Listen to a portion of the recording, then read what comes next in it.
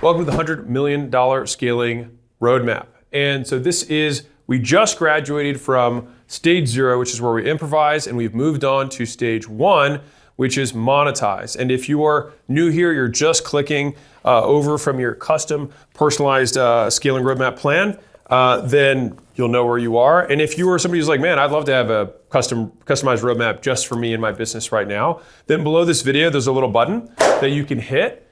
And when you hit it, you can put your information in, and then our little minions in the background will do this a lot. You'll get a multi-page breakdown of explaining exactly where you're at, and then by function, what you need to do to scale your business to the next level. All right, so let's rock and roll. So monetize is where we're at. That's the theme. Our headcount right now is 1. It's still just you. Your role is that now you went from researcher to starter. All right, so before this, we were gathering information, we were getting feedback. Now we need to start, right?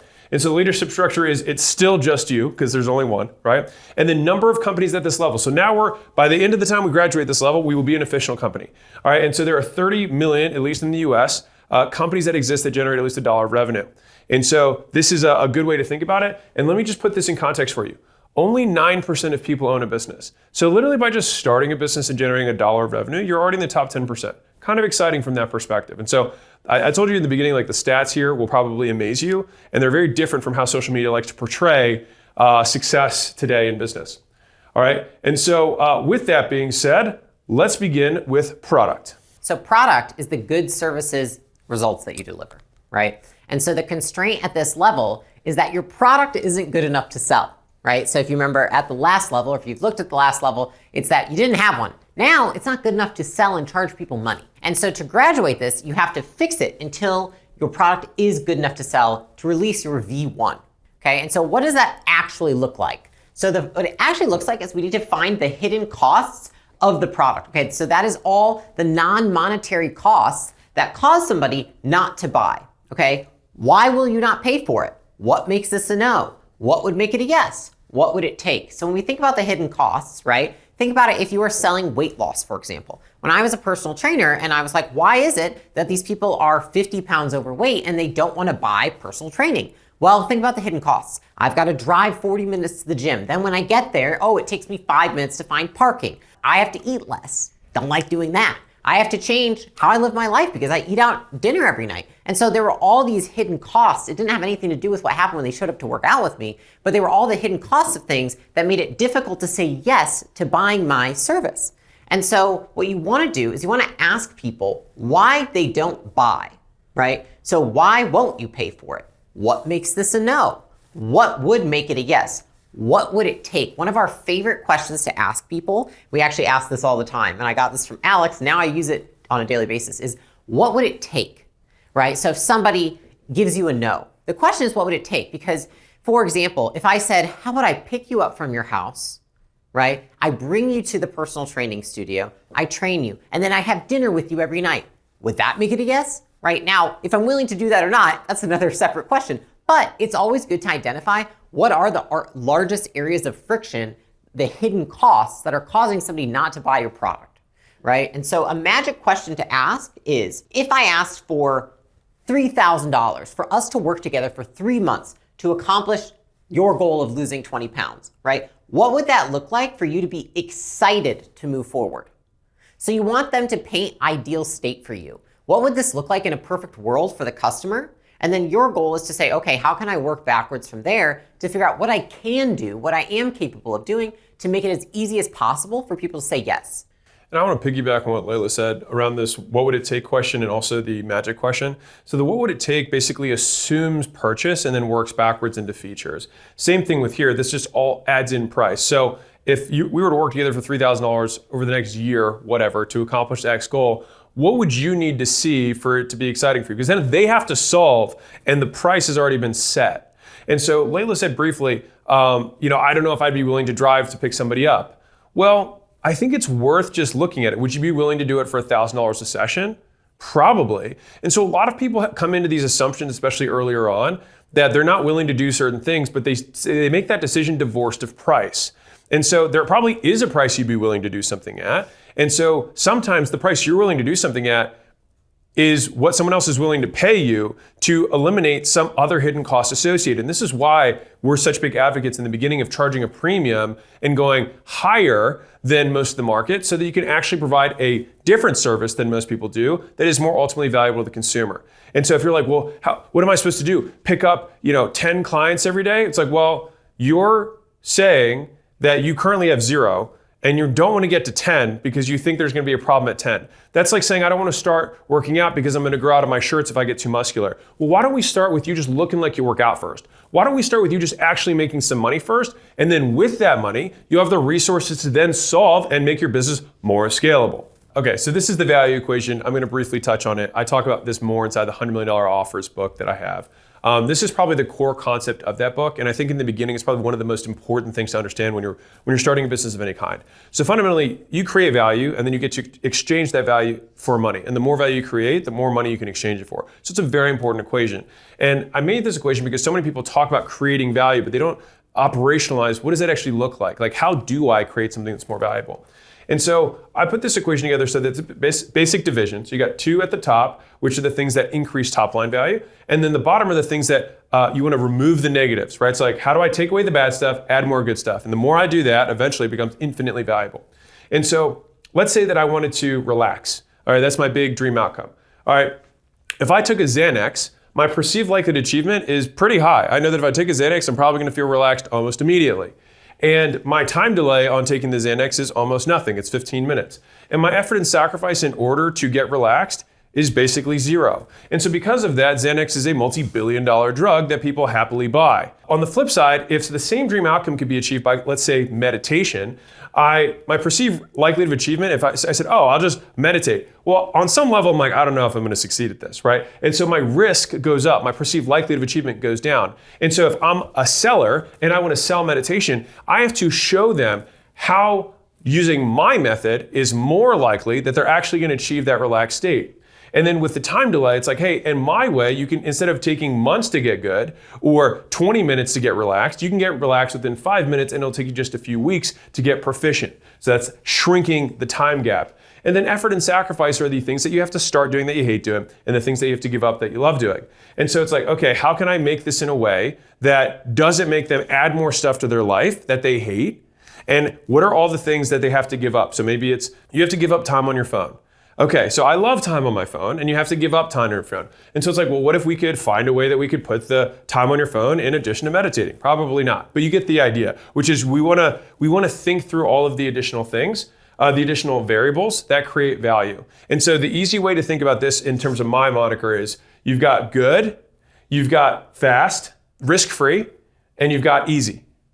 And so it's like, if those are the words that I'm like, it's like, how do I make it easier? How do I make it faster? How do I make it risk-free and consistent? The result of those things is a very valuable product. So for product, we went from having something that's not good enough to sell, and into graduating, you have to fix it until it is good enough to sell. Make your V1. And next, we have marketing. All right, so marketing at level 1 is how you tell people about your paid stuff. So before we were telling people, we're trying to get people to try it, trying to try our free thing. Now we talk about the paid thing. And so the issue is no one knows that you have paid stuff to sell. You're like, yeah, I charge now. They're like, wait, it's not free? WTF, right? And so to graduate, you tell people that you have paid stuff. So you're like, no, this new great thing for you. And they're like, oh, I want this, right? And so this is what it looks like tactically. I want to deep dive on this one concept because I think it's so important, especially as you're starting out, which is proof over promise. All right, and so I'll say that again. It's proof is greater than promise. All right, so you want to show them the results of the free people that you just did work for to sell more paid people. So a lot of people jump to here and then someone's natural question is, well, who else have you worked with? Can you show me some testimonials? Can you show me some reviews? And so let me give you a hypothetical example. If you had a restaurant, that you had 2 restaurants that are both Mexican, same street as you, okay? And one has 1 review that's a 5-star. And then another one has a 4.4 star, but has 20,000 reviews. Which restaurant are you gonna go to? Probably the 20,000 reviews one, because there's so much proof that this is a pretty decent product that you're like, you know what, I'm willing to, like, that's lower risk for me. And so if you think fundamentally, you make a promise to someone, but the likelihood they believe that promise is based on your proof, which is why we're so adamant about doing stuff for free in the beginning. And I never start trying to sell stuff until I have 10 plus testimonials. And I do that for 2 reasons. One, because it's way easier to sell. But secondly, because I want to have conviction in myself that the thing I'm doing is actually good. If I can't get people to give me a testimonial for free, then I certainly am not going to be able to get people to give me a testimonial for money later. And so it's like, get good first. Proof's important. Got it. So hopefully you believe me on this. So there's a lot of elements to proof. In other words, not all proof is created equal. And so if you think about this as a continuum in each of these, well, if I could have in-person proof, that's stronger than virtual proof. So if I sell door to door, if I sell in person, if I could have somebody, sometimes it's somebody on your staff who lost 100 pounds, who transformed their marriage, who do whatever. Having that in-person testimonial is like, wow, this is super compelling. Now, live versus recorded. If I had a recording of it versus someone being the testimonial live, more compelling. If I had it raw versus processed. This is why those iPhone selfies sometimes convert significantly higher than heavily processed footage, because it's more believable. Show versus tell. If you just say, I helped this person lose this weight, or this person says, I lost 100 pounds, versus saying, look at them there, here, look at them now, it's like the showing is going to be significantly more valuable or more compelling. Other people saying your stuff's great is more important or more compelling than you saying your stuff's great. And this is just fundamentally how proof works to begin with. Those other people underneath of that, you want them to be identical to the prospect rather than opposite to them. And so if I'm selling IT services to startup tech founders, if the only testimonials they see are me with home services businesses that are plumbing and HVAC and roofing, then they're like, is this really gonna apply to me? We used to run traffic across zillions of gyms at Gym Launch. One of the things that I actually tested that had a huge throughput increase was just what testimonials we tested relative to the market. And so if we were in a predominantly black market, what do you know? Using black testimonials work better. If we were in a big white market, using more white testimonials work better. If we were targeting women, using female testimonials work better. This seems like common sense, and yet no one does it. And so make sure that the proof that you have is related to the prospects you're trying to sell. Personal versus generic. This is where it's just more specific to the outcome they want, rather than like, highly recommend this product or John's great. It's John helped me increase my conversion rate on my site. John got me 25 appointments a week for the last 6 months. You want to be more specific, more personalized to the outcome they want, rather than just like a generic recommendation. Big results, small results, bad results. So this is actually very interesting. So you want to show both big and small results, because sometimes people won't even ever believe your big results. It's just too out of the realm of believability for them. And so having a mix of both is helpful, but either of those is always going to be better than bad results or no results. And so just showing that is on that continuum is more effective. Now, the next one is, what about new versus old? Well, you're brand new to this. Say the fact that the testimonials you have are brand new. It's more compelling than if I had a testimonial that's amazing but 10 years old. And here's the crazy thing. People will assume that the last testimonial you had is the last good result you delivered. Now, that may not be true. Hopefully it isn't true. You just might not have captured the testimonials that you've done for the last 2 years. But if the last testimonial you show is 2 years ago, people are going to assume that you're not that good anymore. Lots of proof is only one. This is called overwhelming social proof. And so if you're in a brick and mortar setting, I advise a lot of brick and mortar businesses to have floor to ceiling testimonials. You go to your website, you screenshot every single 5-star on Facebook, on Yelp, on Google, and then you frame them. You can go to the dollar store, get $1 or $2 frames, and frame them all the way around the wall. When people walk in, they're like, holy cow. The question of whether you're good or not evaporates from their mind. And this is what that looks like. Very cool. This is what we did with gyms.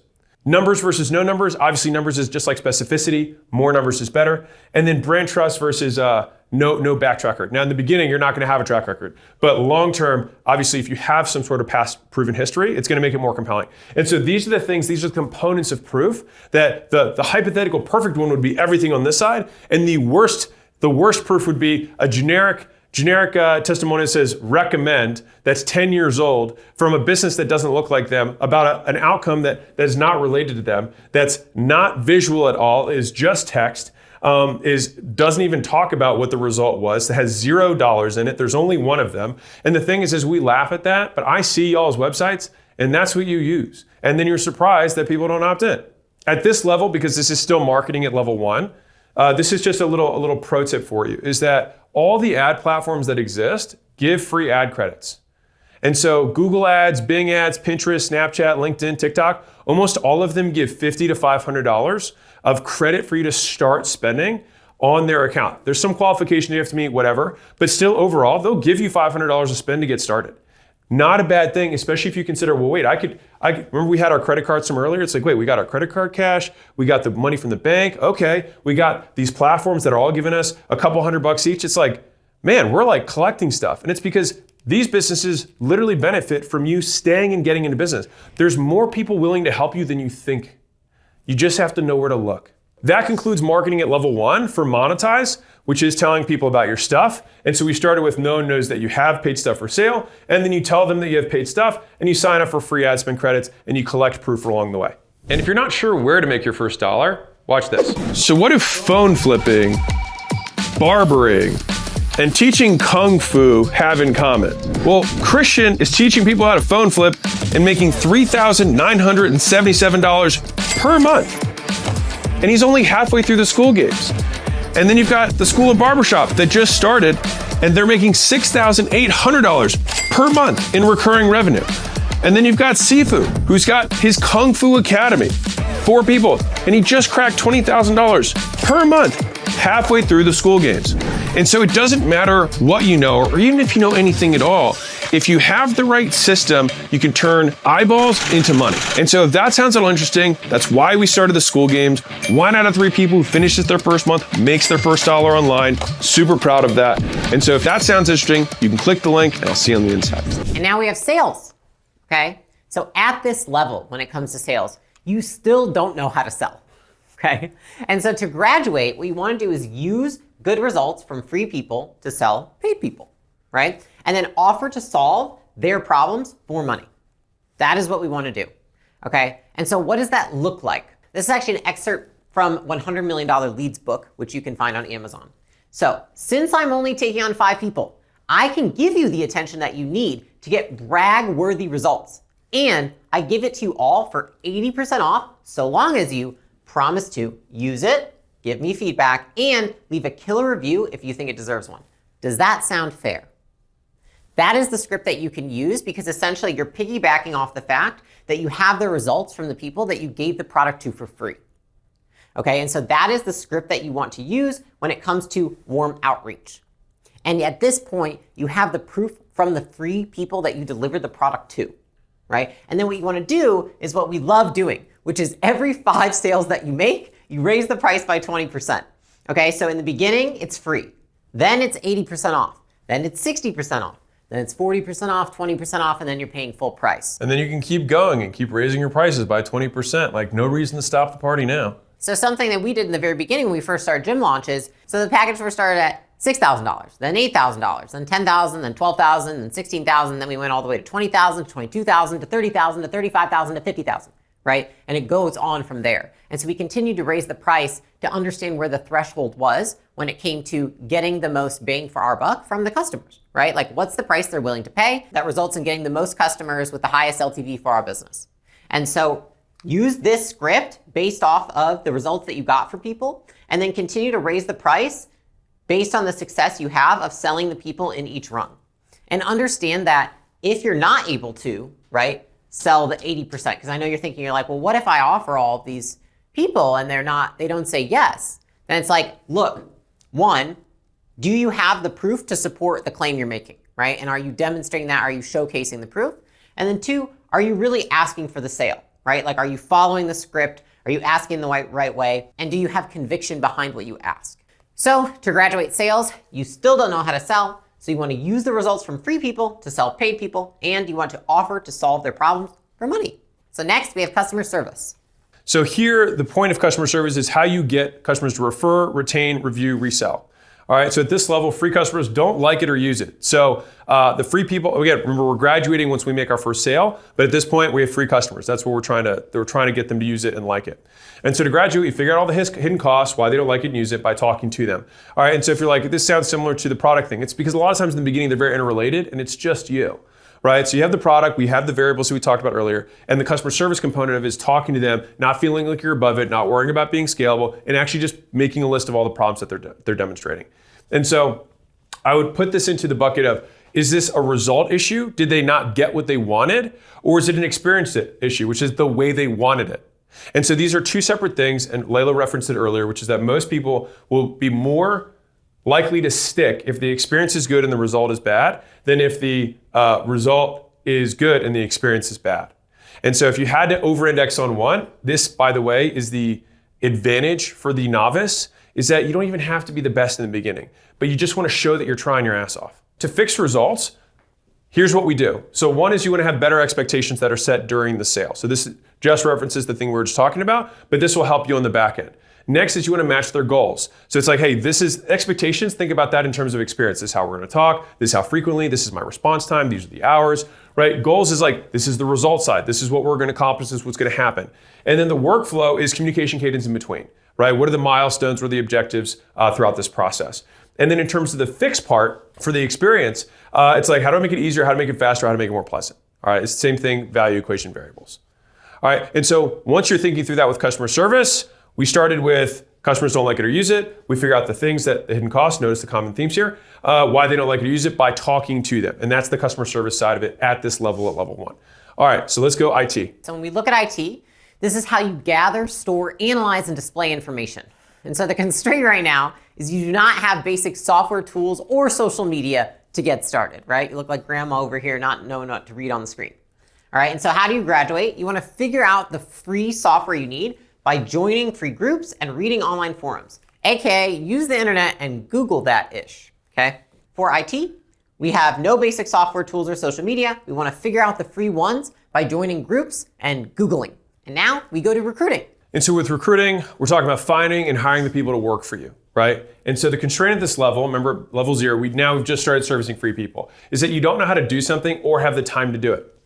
And so it's a skill deficiency, all right? And so to graduate, you reach out to people who you know who can help you or use freelancer platforms to get help. So let's say you want to build your first website, for example. You either know how to do that or you have to get somebody to help you out, right? And so freelance platforms where you can get people very, very cheap, Upwork, Fiverr, 99 Designs, things like that, can help you get started for just a few $100. And the main purpose of here is to fill the knowledge gap or skill or time gaps as you start your business without commitment, the full-time commitment or the fixed cost of hiring a full-time employee, right? That's the idea, is basically minimizing risk and trying to get people who are very specialized who can just debottleneck these tiny little things that you might not know how to do.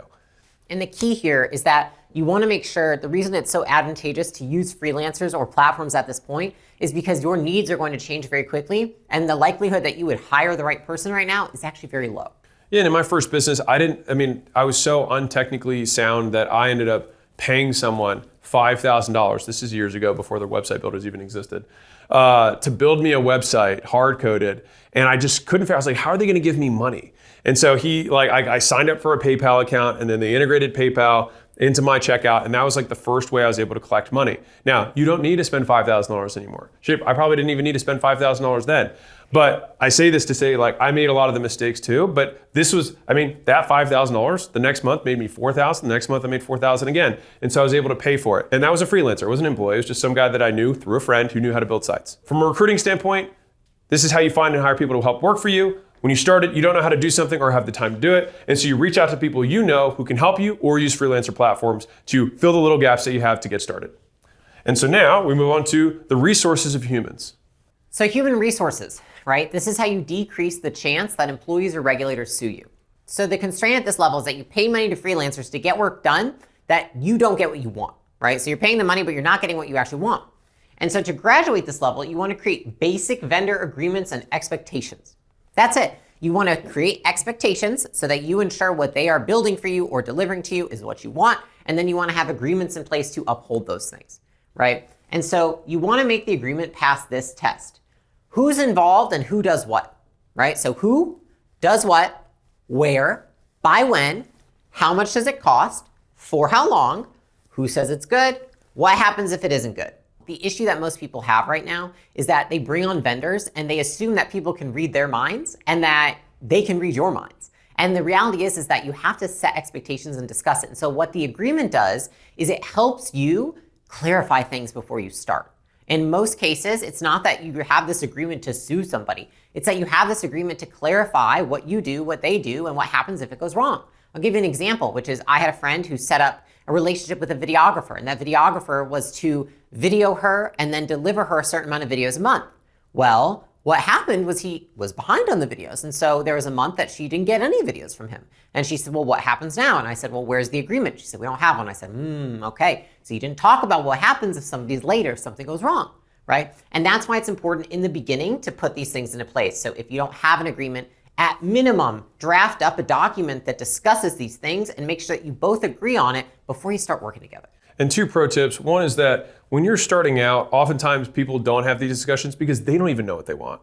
which means they're just like hoping that someone else who knows more about the thing, well, you tell me. It's like, no. You have to be clear. Like you have to know, you have to make the decision. And a lot of times you're afraid to make the decision because you don't want to be accountable, but it's your money. So you're just waiting for someone to create a unicorn for you so that you can somehow say they did a good job, which just sets both of you up for failure. The other part here is that if somebody that you're doing business with doesn't have a contract, it's because they're also a beginner. So it's just the blind leading the blind here. It's two beginners who have no idea what they're doing. It's just a friend of yours who's kind of tech savvy because he'll do it for cheap and you have no idea what you're doing.